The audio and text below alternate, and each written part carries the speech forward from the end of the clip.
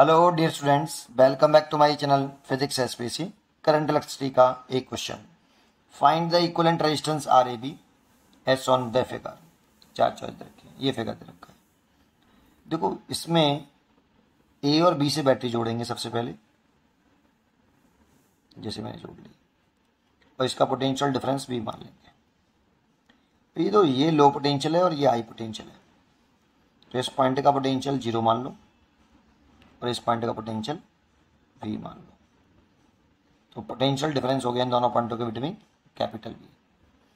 अब देखो, ये जो वायर है और ये वाला वायर, ये जीरो रेजिस्टेंस के वायर है। जब भी आपको जीरो रेजिस्टेंस के वायर दिखाई दें दो पॉइंट से कनेक्टेड हुए, तो जैसे ये जो वायर कनेक्टेड है, ये दो पॉइंट से कनेक्टेड है, जीरो रेजिस्टेंस का वायर है, और ये भी जीरो रेजिस्टेंस का वायर है।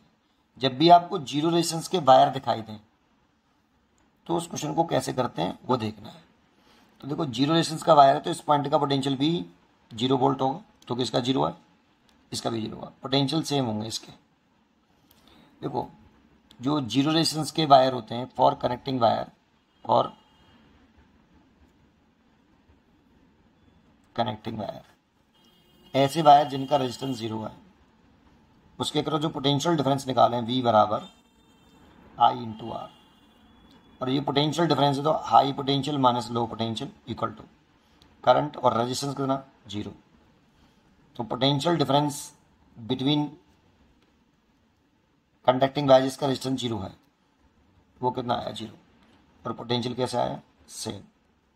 देखो, ये पोटेंशियल कांस्टेंट हो गए, तो इसीलिए इस पॉइंट का पोटेंशियल अगर 0 है तो इसका भी 0 होगा और इसका भी 0 होगा। और देखो, इन दोनों पॉइंटों का पोटेंशियल डिफरेंस कितना है 0। तो जानते हो, अगर इसमें कोई करंट गई तो इसके रेजिस्टेंस के क्रॉस कुछ ना कुछ तो पोटेंशियल ड्रॉप हो, इसीलिए दोनों के पोटेंशियल फिर सेम नहीं रहेंगे, जबकि इन दोनों पॉइंटों के पोटेंशियल कैसे हैं सेम है। इसका मतलब इसमें कोई करंट ड्रॉ नहीं हो रही, इसे बोलते हैं शॉर्ट सर्किट। तो इसमें रेजिस्टेंस में कोई करंट ड्रॉ नहीं होगी क्योंकि इन दोनों पॉइंटों का पोटेंशियल सेम है, इधर से ऐसे।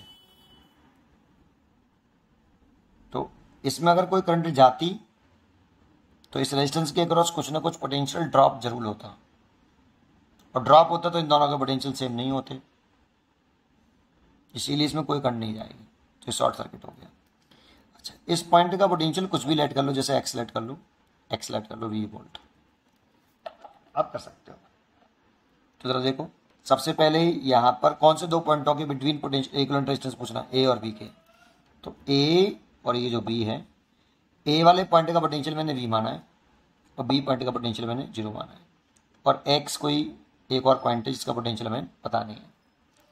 ये जो रेजिस्टेंस लग रहा है, ये जो रेजिस्टेंस लग रहा है, ये ए और V पोटेंशियल और एक्स पोटेंशियल के बीच में लग रहा है, तो V और एक्स के बीच में लगा लो आर, और संग के संग टिक कर दो। ये V और 0 के बीच में लग रहा है, तो V और 0 कुछ यहाँ लगा लो, V और 0 के बीच में आर, V और 0 के बीच में ये वाला लग रहा है, ये वाला। और देखो, ये भी V और 0 के बीच में लग रहा है, तो ये यहाँ लगा लो, V और 0 के बीच में आर। ये x और 0 के बीच में लग रहा है, x और 0 के बीच में, ये लगा लो, टिक कर दो। ये भी x और 0 के बीच में लग रहा है ना, तो ये भी लगा लो आप x और 0 के बीच में, ये भी आप टिक कर दो। और ये रेजिस्टेंस में तो कोई कंट्रोल नहीं हो रही, इसीलिए ये शॉर्ट सर्किट हो गया, इसमें कोई करंट नहीं जा रहा, तो ये रेजिस्टेंस यूजलेस है। ये फिगर बन गया। देखो, अब इसको सॉल्व कर लो। ए और बी के बिटवीन बैटरी लगा के इक्विवेलेंट रेजिस्टेंस निकालना आना चाहिए अब आपको।